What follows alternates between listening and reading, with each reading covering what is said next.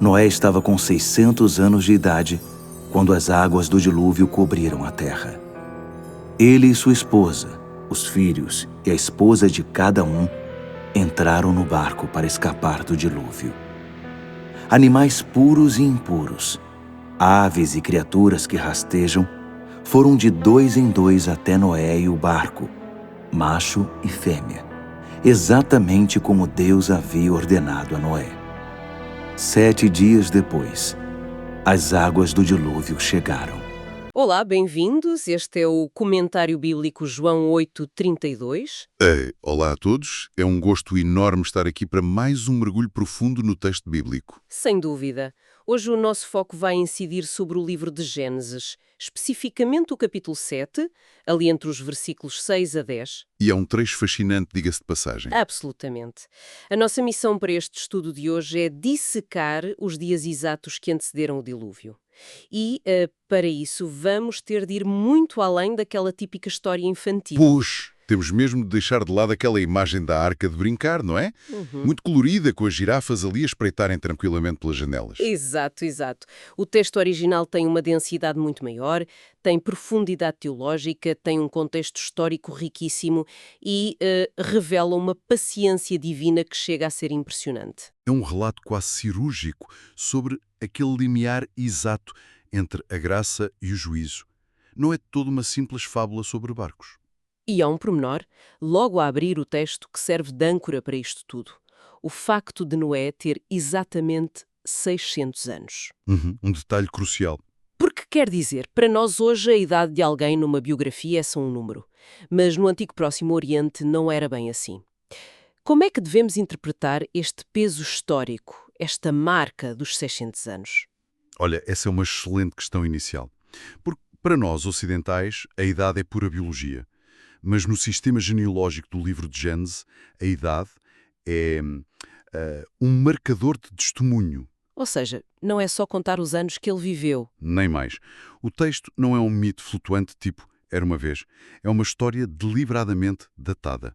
Quando lemos que Noé tinha 600 anos, isso sublinha que toda a vida dele convergiu para aquele preciso momento. E ele passou os últimos 120 anos a construir a arca, não é? Exatamente. Aos 600 anos, Noé estava no auge da sua maturidade. Ele não era um idoso exausto no fim da linha. Ele representava a plenitude. É quase como a obra de uma vida inteira de um mestre artesão. Faz-me pensar num projeto gigantesco em que o construtor resiste a tudo à sua volta e mantém-se fiel à planta original. É uma ótima analogia. A arca não foi uma reação de pânico de última hora. Foi o culminar de mais de um século de trabalho e de aviso constante. Pois, ele não foi apanhado desprevenido pelas águas, estava absolutamente pronto. E, estando ele totalmente preparado, chega a hora de entrar na arca. E é aí que a narrativa ganha uma dinâmica muito interessante. Sem dúvida. Porque a forma como essa entrada acontece revela um contraste fascinante. Primeiro entre a família de Noé, não é? Ele, a esposa, os filhos, as noras. Sim, a família estabelecida ali como a unidade central de salvação. Uma sequência muito deliberada. Mas logo a seguir veio o comportamento dos animais. E aqui o texto diz que entraram animais puros e impuros. Espera aí, como é que Noé sabia essa diferença séculos antes da lei de Moisés? Pois, o livro de Levítico ainda estava muito longe de existir. Isso faz muitos estudiosos coçarem a cabeça. Claro, parece um erro temporal. Mas não é. O teólogo Klaus Westermann tem uma observação brilhante sobre isto. Ele explica que esta distinção entre animais puros e impuros não foi uma invenção legalista que apareceu do nada no deserto. Então já existia? Exato. Westermann argumenta que estas categorias de pureza moral e de culto já estavam tecidas na própria estrutura da criação desde o início. Uau, isso muda a perspectiva toda. É um conhecimento inerente à ordem criada. E o mais impressionante é como essa mesma ordem se manifesta na forma como os animais entram. Há uma curiosidade no hebraico aqui. Qual é? O verbo usado para descrever a vinda dos animais evoca um alinhamento total. Eles não foram caçados ou arrebanhados à força. Eles vieram impulsionados por uma submissão instintiva à ordem divina. E isso tem uma ironia tão silenciosa e tão perturbadora, não achas? Completamente esmagadora. Porque reparemos bem, temos criaturas irracionais, Animais que não têm linguagem, não têm raciocínio moral e obedecem cegamente à ordem de Deus. Um alinhamento perfeito. Sim, enquanto o ser humano, que foi feito à imagem de Deus e tem a capacidade de escolha, o que é que faz? Resiste, zomba, é o oposto total. É talvez a maior acusação teológica desta narrativa. A obediência dos animais é um sermão sem palavras dirigido à humanidade que estava ali fora a assistir. Eu fico a imaginar como terá sido aquele momento. Uma procissão enorme de milhares de animais a entrar, um barulho ensurdecedor de cascos, asas, o próprio som do trabalho na madeira durante 120 anos. E depois, de repente, De repente, o último animal entra e tudo fica subitamente imóvel. O silêncio absoluto.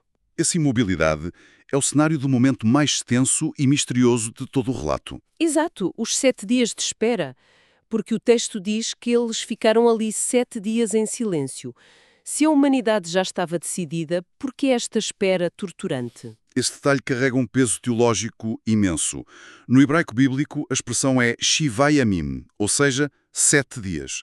E o número 7 marca completude, Remete logo para a semana da criação, certo? nem mais. O autor bíblico está a ecoar o capítulo 1 de Gênesis.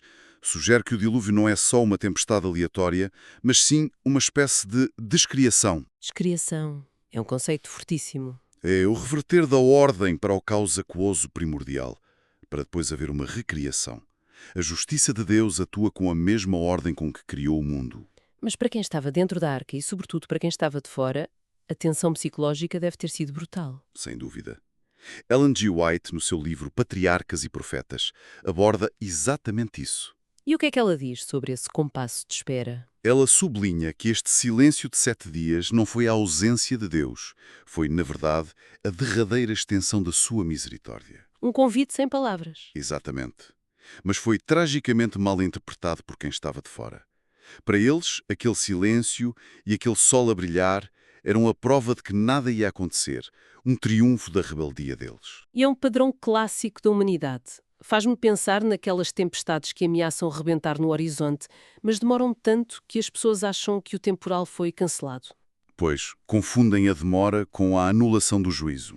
É a velha ilusão humana. A demora da graça é quase sempre lida como a ausência de juízo.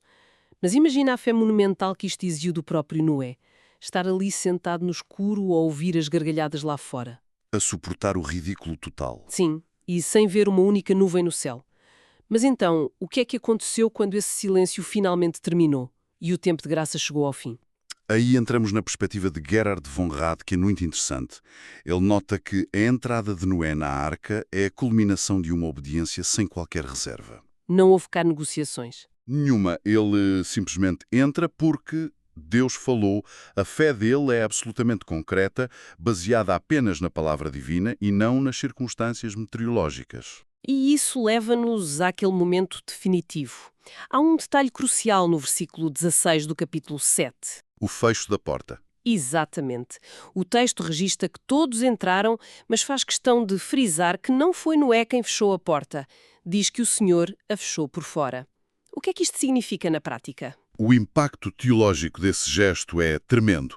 Significa, antes de mais, que a salvação não estava nas mãos humanas, mas sim nas mãos divinas. O homem constrói, mas a garantia vem de Deus. Exato. E, num nível mais profundo, o encerramento do tempo de graça e de misericórdia é uma decisão divina. Tem um peso e uma finalidade absolutas. Ou seja, Deus poupou Noé ao fardo terrível de ter de ser ele a trancar os vizinhos e conhecidos do lado de fora. Sem dúvida. Fechar aquela porta era sentenciar o mundo à morte.